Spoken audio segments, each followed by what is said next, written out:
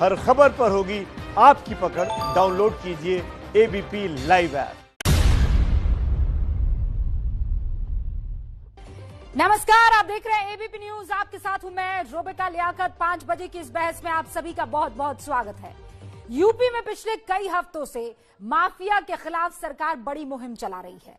अतीक अहमद और मुख्तार अंसारी जैसे माफिया सरगनाओं के काले साम्राज्य पर बुलडोजर चला रही है। लेकिन उसी यूपी के बलिया में कल जो घटना घटी उसने सरकार के सभी किए कराए पर पानी फेर दिया है। सैकड़ों लोगों की भीड़ के सामने डीएसपी एसडीएम की मौजूदगी में एक शख्स फायरिंग करता है, गोली चलाकर जान ले लेता है और फिर मौके से फरार भी हो जाता है। ताज्जुब की बात यह है कि 28 घंटे से ज्यादा गुजर जाने के बावजूद ये हत्यारा फरार है। उससे भी ज्यादा हैरानी की बात यह है कि इलाके के बीजेपी विधायक आरोपी के साथ खुल्लम खुल्ला खड़े हुए नजर आ रहे हैं, उसे डिफेंड कर रहे हैं, फायरिंग की घटना को क्रिया की प्रतिक्रिया बता रहे हैं। यह भी दलील दे रहे हैं कि उसने अपनी जान बचाने के लिए फायरिंग की, सेल्फ डिफेंस में फायरिंग की। सवालों के घेरे में यूपी पुलिस भी है, जिस पर आरोप है कि गिरफ्त में आने के बाद यह मुख्य आरोपी धीरेन्द्र सिंह कैसे भाग गया। आज 5 बजे की बहस यूपी की इसी खबर पर, लेकिन पहले यह रिपोर्ट आप देख लीजिए।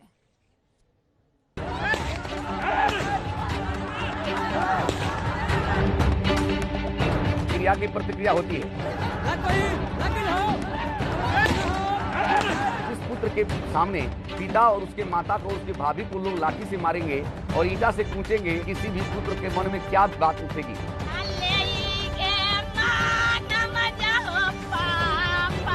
हम 70,000 वोट पाए हैं तो हमसे तो सबसे रिश्ता है, हम ये कैसे कह सकते कि रिश्ता नहीं है। यूपी के बलिया में सैकड़ों की भीड़ के सामने गोलीकांड।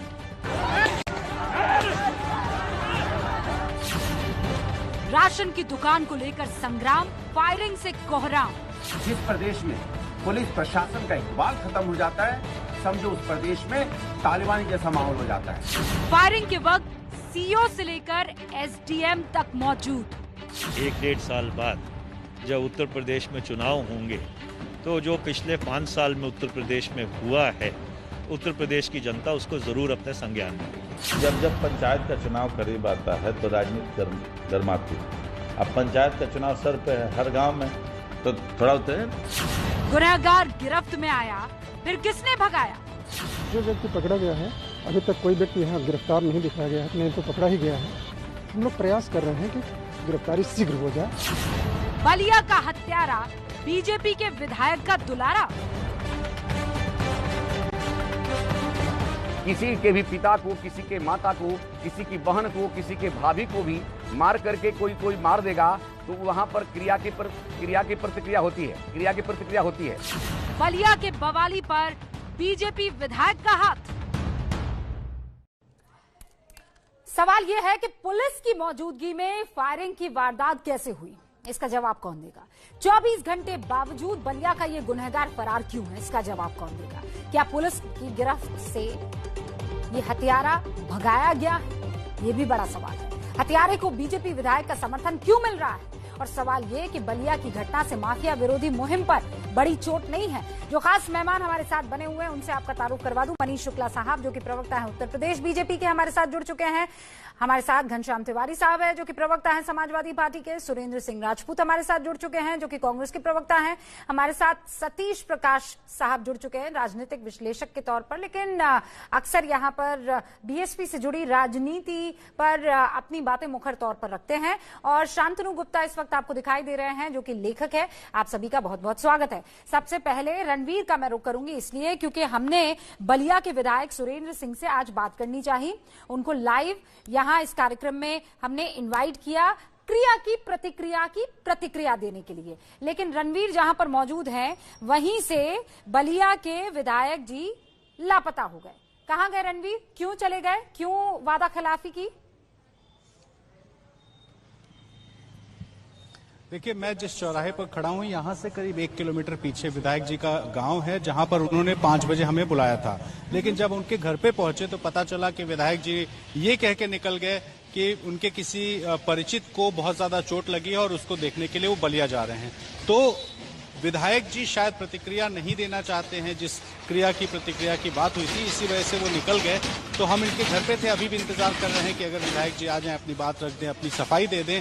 तो हम अभी भी यहाँ मौजूद हैं उनके घर के पास के चौराहे पर, लेकिन विधायक जी यहाँ से करीब 30 किलोमीटर दूर अब कह रहे हैं वो जा रहे हैं, तो आने में लेट हो जाएगा। तो वो फिलहाल तैयार नहीं है। और इस बीच में सबसे बड़ी बात यह है कि विधायक जी तो तैयार नहीं है, लेकिन बलिया की पुलिस अब तक जो आरोपी है उसको गिरफ्तार नहीं कर पाई है। जी ओके रणबीर, आप वहां पर इंतजार कीजिए, क्योंकि हमें यकीन है एबीपी न्यूज को इस वक्त सुरेंद्र सिंह देख रहे होंगे। जरूर वो अपने किसी रिश्तेदार से, अपने परिचित से मिलने के लिए गए हैं, लेकिन जरूर मन में कोई चोर भी छिपा हुआ है जिसके चलते वो एबीपी न्यूज पर बातचीत करने नहीं आना चाहते। कोई बात नहीं, हम इंतजार करेंगे। सुरेंद्र जी, क्रिया की प्रतिक्रिया तो आपको देनी होगी और इसलिए हम इंतजार करेंगे। लेकिन इस बीच मनीष शुक्ला जी, जो कि प्रवक्ता है उत्तर प्रदेश बीजेपी के, मनीष जी, आपके विधायक उस हत्यारे को लड्डू खिलाएंगे और वो गोलियां खिलाएगा दुनिया भर को। देखिए, कल की घटना दुर्भाग्यपूर्ण है और जो घटनास्थल पर मौजूद अधिकारी थे उन्होंने अपने कर्तव्य में ढिलाई बरती, इसके लिए उनके ऊपर कार्रवाई की गई है। कल वहां एक कोटे का आवंटन हो रहा था, पूरी गोली चल रही थी और मुख्यमंत्री जी ने तय किया था कि महिला स्वयं सहायता समूह को हम कोटा देंगे जिससे सशक्तिकरण हो, और वहां एक दुर्भाग्यपूर्ण घटना घटी। और जहां तक सवाल है कि फोटो की, तो फोटो वो कब की है और किन परिस्थितियों में लड्डू खिला रहे थे, आज उसकी बात करना इस समय लड्डू की बात, शुक्ला जी, लड्डू खिलाने की बात मैं बात नहीं करती। बिल्कुल, इस समय अच्छी भी बात नहीं है कि हम। तो मनीष शुक्ला जी, क्रिया की प्रतिक्रिया पर क्या बात कहेंगे? ये आपके सुरेंद्र सिंह लगातार इस हत्यारे, इस आरोपी के साथ खड़े हुए नजर आ रहे हैं, कह रहे हैं क्रिया की तो प्रतिक्रिया होती है, उसने तो सेल्फ डिफेंस में शूट किया है। आप क्या कहेंगे? तो कल की घटना पर रिएक्शन है।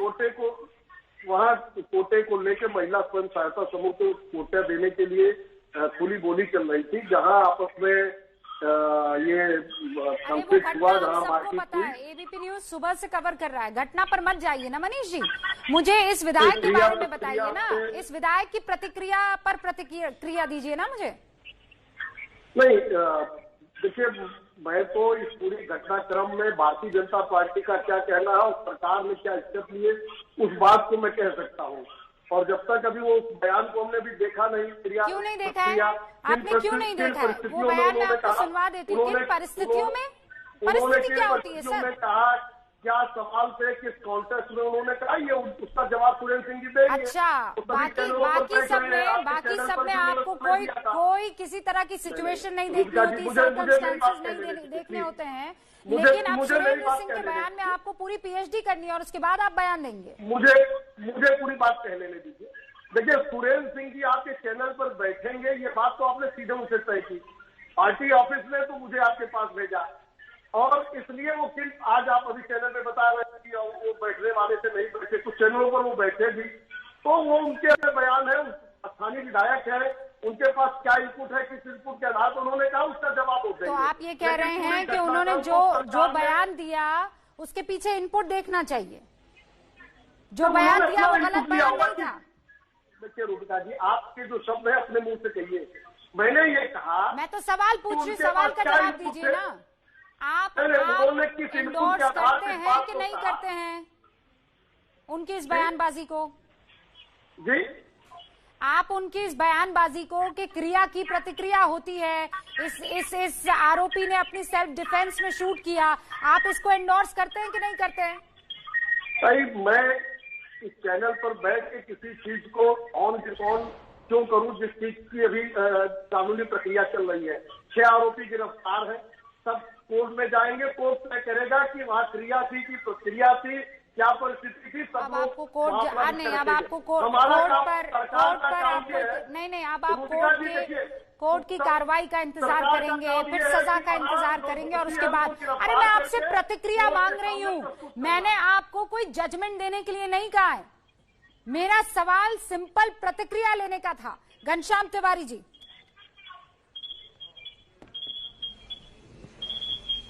देखिए, उत्तर प्रदेश में भारतीय जनता पार्टी के 150 सांसद और विधायक हैं जिनके ऊपर आपराधिक मुकदमे हैं। मुख्यमंत्री स्वयं उसी पृष्ठभूमि से अपने मुकदमे धो रहे हैं पिछले 3.5 साल से। आपने पिछले 1 महीने में कहा ऑपरेशन क्लीन और मुख्यमंत्री उत्तर प्रदेश को बदलना चाहते हैं। अपराध में बैठी हुई सरकार कैसे बदलेगी? एक अपराधी, भारतीय जनता पार्टी का गुंडा नेता, उनके विधायक का राइट हैंड मैन, जिसको अभी भी वो विधायक डिफेंड कर रहा है, वो विधायक जो उल जलूल बयान, महिलाओं के खिलाफ बयान देने के चलते खबरों में हमेशा बना रहता है, वो विधायक जो कि मुख्यमंत्री का राइट हैंड मैन है, उसका राइट हैंड मैन बंदूक लेते हुए एक महिला स्वयं सहायता समूह की मीटिंग में जाता है। सोचिए, ये क्रिया प्रतिक्रिया की बात कर रहे थे। वो बंदूक लेते हुए स्टेज पे बैठता है, उसके एक तरफ सीओ बैठे हैं, एक तरफ एसडीएम बैठे हैं, उसकी तस्वीरें हैं। वो बंदूक से गोली चलाता है, पुलिस उसको पकड़ती है, वो फरार हो जाता है। कोई वो एथलेटिक आदमी नहीं है, वो एक साधारण, देखिए आपके बीच में मैंने बोला था मनीष शुक्ला जी, बौखलाइए मत, इस तरह से बहस नहीं की जाती है। आप अपनी पार्टी की गुंडागर्दी मंचों पे मत लाइए। आप अपनी पार्टी की गुंडागर्दी, यहाँ पे भी बंदूक निकालेंगे क्या? अगर आपको बंदूक निकालिए तो बंदूक निकालिए। आपकी पार्टी में हर विधायक नेता बंदूक लेके घूमता है। आप बहस में अगर यही गुंडागर्दी दिखाएंगे और बंदूक लहराएंगे तो मैं चुप नहीं होने वाला। आप में हिम्मत है, बंदूक लहराइए, लेकिन अपने समय में लहराइए, मुझे मत बोलिए। मैं आपके समय में चुप था, आप अपनी बात पूरी करने दीजिए, अपनी बात पूरी करने दीजिए। आपको बंदूक लहराना है, बंदूक लहराइए, निकालिए बंदूक। आपकी पूरी पार्टी यही तो कर रही है। आप लोग बंदूक जनता पार्टी है, हाथरस में बेटी बचाओ बंदूक जनता पार्टी बनते हैं। इसीलिए आप लोग शासन में आए थे कि जो बंदूक से गोली चलाने वाले को बचाएंगे, उसके बाद टीवी पर आके बौखलाएंगे। यहाँ बौखलाने से क्या मतलब? जब आपने बोला, आपको पूरा अवसर मिला था, लेकिन आप उस गुंडे के साथ खड़े रहे क्योंकि वो गुंडा आपकी पार्टी का नेता है। वो आपकी पार्टी के साथ मिलके, उस विधायक के साथ मिलके अवैध शराब का व्यापार करता है, नहीं करता है? बताइए। ये आज का अखबार है, ये फोटो है अखबार में आदित्यनाथ की, और इसको खोलिए और अखबार को खोलिए। अंदर खबर है बाराबंकी के रेप की, अंदर खबर है हाथरस के गैंग रेप की, अंदर खबर है घनश्याम तिवारी, अब मुझे एक बात बताइए। घनश्याम तिवारी, एक सेकंड रुकिए, मैं बाकियों की प्रतिक्रिया ले लूं और उसके बाद आप मुझे बताइए कि जब मुहिम चलाती हैं इन सारे बाहुबलियों के खिलाफ, अतीक अहमद से लेकर मुख्तार अंसारी तक, तब आपकी वाहवाही क्यों सुनने को नहीं मिलती? आप तो उत्तर प्रदेश की भलाई के लिए विपक्ष के नेता के तौर पर आवाज बुलंद कर रहे हैं ना। जिस सरकार में 150 सांसद और विधायक हैं, उनमें से 100 के ऊपर संगीन आपराधिक मुकदमे हैं, जिस अतीक अहमद को इन लोगों ने फूलपुर में जेल से चुनाव कराया, आप यहाँ बैठकर कसम खाते हैं कि आपके पार्टी के जितने भी विधायक हैं, आपकी पार्टी में आज तक जितने भी मंत्री रहे हैं, उनके ऊपर कोई भी आपराधिक केस नहीं है। घनश्याम तिवारी, गुंडागर्दी, मैं डिबेट बंद कर दूंगी अभी। आप मुझे यहाँ बैठकर ये बता दीजिए कि आपकी पार्टी में एक ऐसा शख्स नहीं है जिसके ऊपर आपराधिक मामला है। नहीं, आप मुझे कह दीजिए, मैं अभी डिबेट बंद कर दूंगा। आप बोलिए, आप प्रस्तुत कीजिए, आप उसको भारतीय जनता पार्टी के अतीक अहमद क्या समाजवादी पार्टी में नहीं था? प्रस्तुत कीजिए, आपकी जिम्मेदारी है। आप स्वतंत्र, आप मुझे बताइए ना, आप जिस मामले पर और आप जिस बेस पर डिबेट करना चाह रहे हैं, उससे पहले अपने आप को तो दूर कर लीजिए। स्वतंत्र आलोचना होनी चाहिए। नहीं, स्वतंत्र आलोचना होनी चाहिए, लेकिन वो स्वतंत्र आलोचना अपनी पार्टी के लिए क्यों नहीं है? राजा भैया आपके साथ थे कि नहीं थे? अतीक अंसारी, अतीक अहमद आपके साथ था कि नहीं था? मुझे ये बताइए। मुख्तार अंसारी आपके साथ था कि नहीं था? मुझे ये बताइए। आपराधिक केसेस का हवाला अगर आप देंगे तो आपकी पार्टी, मैं एक्सपेक्ट करती हूँ कि इन तमाम बाहुबलियों और गुंडों से, माफियाओं से दूर होगी। आपने कितनी दफा अखिलेश जी से ये बात कही है कि पार्टी से निकाल फेंकिए इन सारे गुंडों को?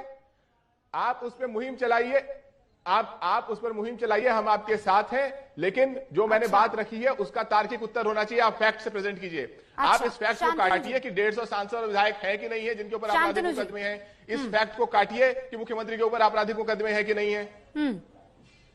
शांतनु जी, रूबिका, भारतीय राजनीति में क्या अपराधीकरण है? हाँ है। आप संसद में आंकड़े देख ले एडीआर के, चाहे विधानसभा में देख ले, आंकड़े मिलेंगे। जो पार्टी ज्यादा चुन के आती है उसके ज्यादा आपराधिक मामले में। आप पिछली असेंबली में चले जाएंगे तो आपको समाजवादी पार्टी के मिलेंगे। उसमें आप देखना है केसेस कैसे हैं। बहुत से राजनीतिक केसेस हैं। योगी आदित्यनाथ के खिलाफ 3 FIR है, वो पिछले 15 साल से है। अगर मुलायम सिंह चाहते तो उनको जेल में नहीं डालते क्या? अगर मायावती चाहती है उनको जेल में नहीं डालती क्या? अखिलेश चाहते हैं? यानी वो देखने से लग रहा है कि वो पद में फर्जी है। 3 साल तक, 3 टर्म तक अपोजिट सरकार उनको जेल में क्यों नहीं डाल पाई? उसका साफ पता लगता है कि मामले फर्जी हैं। देखिए, उन आंकड़ों पे मत जाइए। क्राइम यूपी में होता था, क्राइम अभी भी हो रहा है। अगर 100 मामले पूरे देश में, तो 8 मामले 10 मामले यूपी में भी हो। लेकिन फर्क क्या है? पहले लड़के थे, गलती हो जाती थी, फरार हो जाओ, हमारी सरकार में आ जाओ, राजा भैया हमारी विधानसभा में आ जाओ, अतीक अहमद हमारी विधानसभा में आ जाओ। अब क्या होता है, अगर आप कुलदीप सेंगर के हैं, आप सपा से आए हैं 1 साल पहले, लेकिन अगर आप मेरी पार्टी में गड़बड़ करेंगे तो सीबीआई की जांच होगी और आप जेल में जाएंगे। उतना फर्क है बस। पहले पुलिस कार्रवाई नहीं करती थी। नहीं शांतनु, मैं कैसे मान लूं ये बात, आप मुझे बताइए। ये जो विधायक है सुरेंद्र सिंह, ये उस आरोपी के साथ ऐसे खड़े हुए नजर आ रहे हैं और हर कोई जानता है कि राइट हैंड मैन है। आप कैसे कह सकते हैं कि ये खौफ नहीं है? ये कैसे भाग गया पुलिस की गिरफ्त से? कैसे? सुरेंद्र सिंह विधायक ना भाजपा है ना वो भाजपा के। आपने स्वतंत्र देव सिंह ने ऐसा कहा, मुख्यमंत्री ने ऐसा कहा, किसी उप मुख्यमंत्री ने ऐसा कहा। एक निजी तो वो विधायक नहीं है क्या? सुरेंद्र सिंह विधायक नहीं है बीजेपी के? तो फिर राय होगी भाजपा निजी कैसे हो सकती है? अरे निजी कैसे हो सकती है ये? बिल्कुल नहीं शांतनु, निजी कैसे हो सकती है? ऐसी बातों में निजता कहाँ से आ गई? अगर निजी है तो फिर इस शख्स को उठाकर पार्टी को बाहर फेंक देना चाहिए। पार्टी जो कार्रवाई करेगी as plain and simple as that. अगर इस तरीके की वाहियात निजी राय कोई रखता है तो उसको पार्टी में रहने का कोई हक नहीं होना चाहिए। इस वक्त एक बड़ी खबर आ रही है शांतनु, बलिया केस में धीरेन्द्र का एक और आरोपी नरेंद्र गिरफ्तार हो गया है। इससे पहले मुख्य आरोपी धीरेन्द्र के भाई देवेंद्र प्रताप को पकड़ा गया था और अब तक कुल 7 लोगों की गिरफ्तारी हो चुकी है। इस वक्त की बड़ी खबर है, फिर बता देना चाहती हूँ आपको, बलिया केस में धीरेन्द्र का एक और भाई जो कि आरोपी है नरेंद्र, वो गिरफ्तार हो गया है और इससे पहले धीरेन्द्र का एक और भाई देवेंद्र प्रताप पकड़ लिया गया था। अब तक कुल 7 लोगों की गिरफ्तारी हो चुकी है। सुरेंद्र राजपूत भी हमारे साथ बने हुए हैं। सुरेंद्र जी, मैं आपकी प्रतिक्रिया चाहती हूँ। देखिए, गिरफ्तारी लगातार हो रही है, ऐसा नहीं है कि नहीं हो रहा कुछ। गिरफ्तारियों का मसला एसपी का, मसला डीएम का या एसडीएम का या सीओ का नहीं है। आप समझिए मसला है उत्तर प्रदेश की सरकार के इकबाल का, जहां पर उत्तर प्रदेश की सरकार में और भारतीय जनता पार्टी में कमल छाप साबुन से सारे अपराधियों को धोकर संत महंत बना दिया जाता है और उनको कहा जाता है कि नहीं साहब आप अपराधी अब से नहीं है। और उसके बाद आप क्या करते हैं कि जब कोई वो घटना करते हैं, दुस्साहसिक वारदात करते हैं, उत्तर प्रदेश की पुलिस को बलि का बकरा बनाया जाता है और बलि का बकरा बना करके उसको सस्पेंड कर दिया जाता है। सबसे बड़ी बात आप देखिए कि 6 पुलिस वाले उसको पकड़ चुके थे, उसके बाद वो फरार हो गया। तो क्या बगैर राजनीतिक संरक्षण के फरार हो गया? और राजनीतिक संरक्षण क्या सपा का है उसको, या कांग्रेस का है, या बसपा का है? भाजपा का ही है ना, सुरेंद्र सिंह नाम के विधायक का ही है ना। सारी की सारी बातें सुरेंद्र सिंह ने बहुत स्पष्ट कही, क्रिया की प्रतिक्रिया, आत्मरक्षा। मैं आपकी सारी बातों को दोहराऊंगा नहीं, लेकिन मैं एक चीज आपसे जरूर कह दूंगा कि आप ये देखिए कि पुलिस के ऊपर जो हमले कर रहे हैं वो भारतीय जनता पार्टी के ही अपराधी कर रहे हैं। चाहे वो बनारस में कर रहे हो, चाहे वो कानपुर के बिकरू कांड में 8 पुलिस वालों को शहीद कर रहे हो, और चाहे वो इस समय सुरेंद्र सिंह का जो आइड है ये धीरेन्द्र सिंह, ये पुलिस से बेखौफ होकर के हत्या कर रहा हो। आपके सामने की सारी परिस्थितियां, मैं और चीजों पे, बलात्कार पे, अपहरण पे, लूट पे, इस पे नहीं जाऊंगा। मैं सिर्फ पर्टिकुलर ये बात कर रहा हूं कि अगर आप बनारस में देखें तो बनारस का इनका जिला अध्यक्ष सिर्फ मास्क पहनने के चक्कर में जब उसको पुलिस टोकती है तो वो पुलिस को मारता है और उसके बाद उनको सस्पेंड भी करा देता है। मनीष जी, यही हाल उसने यहां पर किया है। अब ये अगर हम तथ्यात्मक बात करें तो निश्चित तौर पर तथ्यात्मक बातों का जवाब होना चाहिए। ओके, तथ्यात्मक जवाब भाई मनीष जी। देखिए रूपका जी, धीरेन्द्र सिंह भारतीय जनता पार्टी के अंदर उसके पास कोई दायित्व नहीं है, और जो बिकरू कांड का विकास दुबे है और राजा राम पाल राष्ट्रीय सचिव कांग्रेस का शागिर्द था। 2002 में राजा राम पाल ने ही उसकी आत्मसमर्पण न्यायालय के अंदर कराया था। वो तो कांग्रेस का था। राजा राम पाल प्रियंका गांधी का करीबी है, पूरा देश जानता है। यानी प्रियंका गांधी बिकरू कांड की विकास दुबे की संरक्षक है। सुरेंद्र जी है ना, अगर फोटो से और इससे माना जाए तो राजा राम पाल ने विकास दुबे का आत्मसमर्पण कराया था न्यायालय में 2002 में। वो राष्ट्रीय सचिव है तो कांग्रेस के, और कांग्रेस की प्रियंका गांधी के करीबी है वो राजा राम पाल। तो ये सीधा कनेक्शन है और वे बिकरू कांड का आरोपी प्रियंका गांधी का। तो इसका मतलब हाफिज सईद के नरेंद्र मोदी आइड है। और आज जो है पूरे पाकिस्तान में जो आतंकवादी सबसे बड़ा दुनिया का है, नरेंद्र मोदी जो आतंकवादी के साथी है। हाफिज सईद के साथी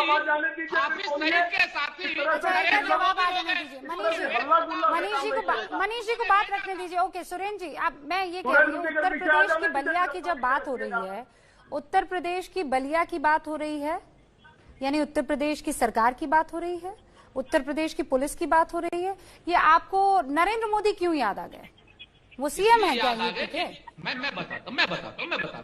आदरणीय मनीष जी ने अभी प्रियंका गांधी को बिकरू कांड वाले से जोड़ा, तो मैंने कहा कि हाफिज सईद वेद प्रताप वैदिक के महासचिव है ना, और इसका मतलब भाई यूपी कांग्रेस की महासचिव है ना। प्रियंका गांधी कोई देश की प्रधानमंत्री है क्या? अभी अरे भाई उत्तर प्रदेश की जिम्मेदारी वो लेंगी तो फिर उनको लेकर सवाल होंगे ना।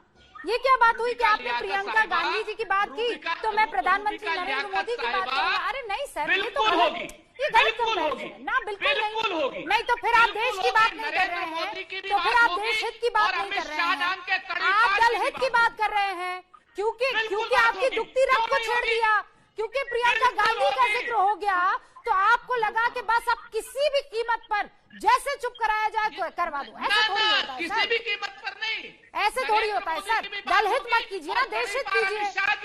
अगर आपको उत्तर प्रदेश की चिंता है तो उत्तर प्रदेश पर सवाल कीजिए ना। आप कहां से कहां पहुंच रहे हैं? प्रदेश पर भी बात होगी। सतीश प्रकाश जी, अमन मणि त्रिपाठी और योगी आदित्यनाथ के संबंधों की भी बात होगी। हाँ कीजिए, बहुत शानदार, तो कीजिए, किसने मना किया है? मैं कह रही हूँ कि चूंकि प्रियंका गांधी का नाम लिया तो आप सीधा वहाँ पहुंच गए। मोदी जी की भी बात होगी। अरे नरेंद्र मोदी उत्तर प्रदेश के सीएम है क्या?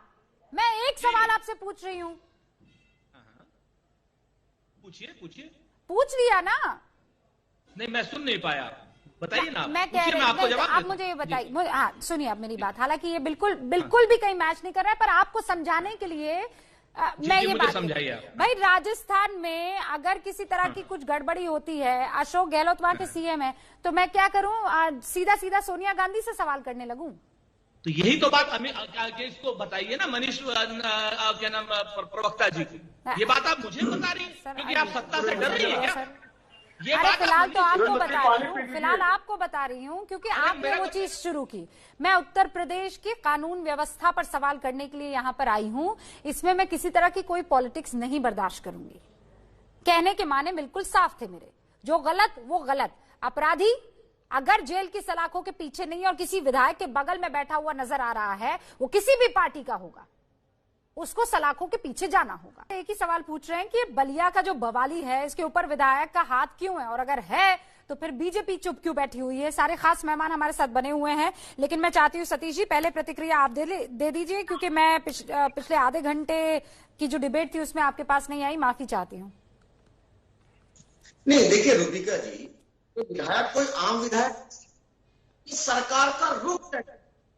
अगर इससे पहले थोड़ा पीछे मुड़कर तो सुरेंद्र तो है, ये आम विधायक नहीं है, ये सरकारों को झुका देता है। कुलदीप सेंगर के मामले में जब सरकार कुलदीप सेंगर के खिलाफ खड़ा होने की कोशिश की, इसी विधायक ने सरकार का रुख मोड़ दिया और सरकार को कुलदीप सेंगर के पक्ष में खड़ा करने के लिए कामयाब हो गया। अभी 10 दिन पहले की बात बता दूं, जब हाथरस में घटना घटी और पूरा देश उस घटना से झिझोड़ा, तो आरोपियों के पक्ष में यही एक ऐसा विधायक था जिसने बाकायदा आरोपियों के पक्ष में बयान दिया और सरकार को मजबूर किया कि सरकार आरोपियों के पक्ष में माहौल बनाए। और उत्तर प्रदेश सरकार ने फर्जी सीडीआर निकाल करके कहीं ना कहीं मीडिया में जो आरोपी है उनके पक्ष में एक माहौल भी बनाया। अच्छा ठीक है सतीश जी, आपने बहुत इनके ऊपर होमवर्क किया है, ये सुरेंद्र सिंह के ऊपर। नहीं सुनिए ना, अरे नहीं मैं सीरियस लेवल पे पूछ रही हूँ। तो ये इसके पास ऐसा कौन सा सुपर पावर है इस विधायक के पास कि पूरी की पूरी पार्टी झुक जाती है? ये कहाँ के ही मैन है? नहीं बिल्कुल ये सुपर पावर है। देखिए इनकी प्रतिक्रिया लेने के लिए आरोपी की जांच क्या होनी चाहिए, इनकी जांच का आरोपी होना चाहिए। ये प्रतिक्रिया पुत्र तभी बनते हैं अगर आरोपी की जाति जो है इनकी होगी। अगर कुलदीप सेंगर के पक्ष में तब कुलदीप सेंगर जी की जांच मिल रही थी। रेप का जो आरोपी मनीष शुक्ला जी जो चिन्मयन थे, सुपर पावर बताया। हाँ ठीक है, जवाब देने दीजिए ना मनीष शुक्ला सर। आवाज भी गड़बड़ा रही है, एक सेकंड सतीश जी। हाँ मनीष जी सुपर पावर? देखिए, इनके सवाल का दो जवाब है। एक तो ये तथ्य के बहुत दूर बातें कर रहे हैं। कभी भी कुलदीप सेंगर के साथ सरकार नहीं थी। अब ये इन्होंने कहाँ से रिसर्च किया ये तो नहीं बता। दूसरा, इन्होंने जात का जो एंगल डाला है उससे इनकी विकृत मानसिकता का पता चलता है। सरकार जाति और धर्म के आधार पर नहीं चलती है। आरोपी की जाति और धर्म को देखकर नहीं कार्रवाई कर रही है। सतीश जी, ऑडियो खराब है ना सर? हम एक दूसरे के ऊपर चीखेंगे तो समझ में नहीं आ पाएगा। सतीश जी, आप समझ रहे हैं ना, आप स्टूडियो से कहाँ बहस हो पाएगी? अभी तो आप लोग सब स्काइप से जुड़ रहे हैं, इसीलिए। हाँ, सुरेंद्र राजपूत कुछ कहना चाह रहे हैं। मनीष जी, एक सेकंड, आप ये कहना है इनकी विकृत मानसिकता है जो साफ तौर पर दिखाई दे रही है। अरे भाई, उस विधायक की विकृत मानसिकता पर भी तो कुछ बयानबाजी कर लीजिए, उससे क्यों बच रहे हैं? उन्होंने तो जात का एंगल लिया है, उससे समझ में आता है कि किस सर जात पात छोड़िए ना, मैं विकृत मानसिकता वाले सुरेंद्र सिंह की प्रतिक्रिया पर तो कुछ राय दे दीजिए। जात को उन्होंने जोड़ दिया श्रीमान सतीश जी ने। हाँ, उस पर आपने बयान दे दिया ना सर। अब इन भाई साहब पर दे दीजिए ना, विधायक जी पर। आप भी उनके सुपर पावर से डरते हैं क्या?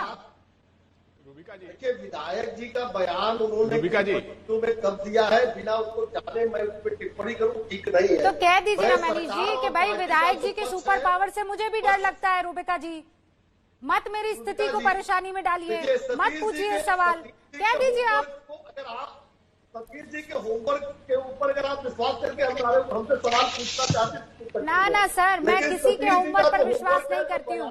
मैं बयानों, तथ्यों, पुलिस की कार्रवाई, ग्राउंड जीरो पर मौजूद मेरे रिपोर्टर की तरफ से आई तमाम बातों को ध्यान में रखती हूँ और फिर सवाल करती हूँ। आपको इतना तो मालूम होगा मनीष जी, पहली मर्तबा तो आप डिबेट नहीं कर रहे हैं मेरे साथ। मैंने ये नहीं कहा, सुरेंद्र जी, सतीश जी ने जो कहा उसके ओके। सुरेंद्र जी कुछ कहना चाह रहे हैं? सुरेंद्र जी, मैं दो बातें कहना चाह रहा हूँ रूबिका जी आपसे। पहली बात यह है कि मुझे समझ में नहीं आता है कि भारतीय जनता पार्टी के जो सम्मानित प्रवक्तागण हैं, ये पुलिस के साथ में, पुलिस के कुकृत्यों के साथ में, अपराधियों के कुकृत्यों के साथ में क्यों खड़े दिखना चाहते हैं। चाहे वो हाथरस की घटना हो, हाथरस की घटना में मुख्यमंत्री के सूचना सलाहकार तक ने कहा कि ये फेक न्यूज है और वो सूचना सलाहकार अभी तक अपने पद पर बना हुआ है, उसको हटाने के लिए इनको क्या करना पड़ेगा। पुलिस के आगरा पुलिस ने स्पष्ट कहा फेक न्यूज है, उसको हटाने के लिए इनको क्या करना पड़ेगा। एडीजी एलओ ने कहा कि उसके साथ दुराचार नहीं हुआ, उसको हटाने के लिए इनको क्या करना पड़ेगा। और डीएम ने रात के 2:30 बजे शव जलवा दिया, उसको हटाने के लिए इनको क्या करना पड़ेगा। अब यहीं पर आप कांड देख लीजिए बलिया में, धीरेन्द्र सिंह खुला अपराधी है, एकदम ओपन अपराधी है। अगर ये किसी और सरकार में काम हुआ होता तो आज की डेट में मैं पूरा मीडिया से कह रहा हूं, सभी लोग सीएम और पीएम से इस्तीफा मांग रहे होते, और आज सिर्फ एसपी और डीएम या एसडीएम और सीओ के ऊपर बात चला रहे। मेरा ये कहना है कि ये जो भारतीय जनता पार्टी का दोहरा मानदंड है, इनके यहां पर अगर अपराध कोई हो तो ये लोकल अधिकारियों के ऊपर सर पे डाल देते हैं, और अगर कहीं और पर हो तो सीएम से इस्तीफा मांगने लगते हैं। पुरानी सरकारों का आपके पास उदाहरण है, क्योंकि आप आज से तो नहीं है, लेकिन ये तो आपके बयान में ही कॉन्ट्रडिक्शन है। आपके बयान में ही कॉन्ट्रडिक्शन है। अभी आप कह रहे थे कि इस्तीफा मांगा जाता सीएम का और पीएम का अगर कहीं और की घटना होती, फिर आप कह रहे हैं कि इन्होंने लोकल लेवल के इन अधिकारियों तक पर जो है किसी तरह की कोई कार्रवाई नहीं की। मेरा कोई कॉन्ट्रडिक्शन नहीं, कॉन्ट्रडिक्शन हुआ ना। मेरी बात शायद आप समझ नहीं पाए या सुन नहीं पाई होंगी, मैं दोबारा से कह देता हूं।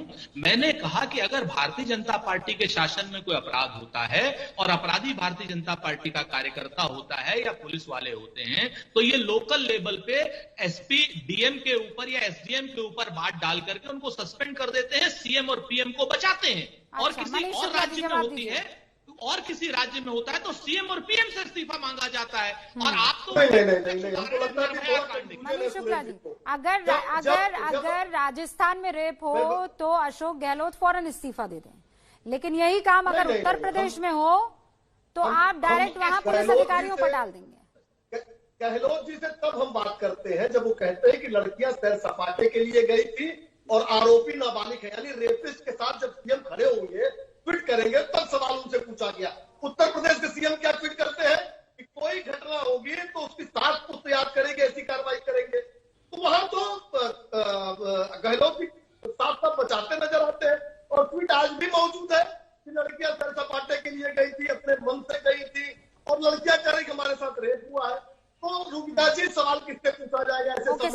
ओके सर, आखिरी 1-1.5 मिनट मेरे पास है। घनश्याम जी 30 सेकंड में अपनी बात कंप्लीट कीजिए। शांतनु जी फिर 30 सेकंड आपको। घनश्याम जी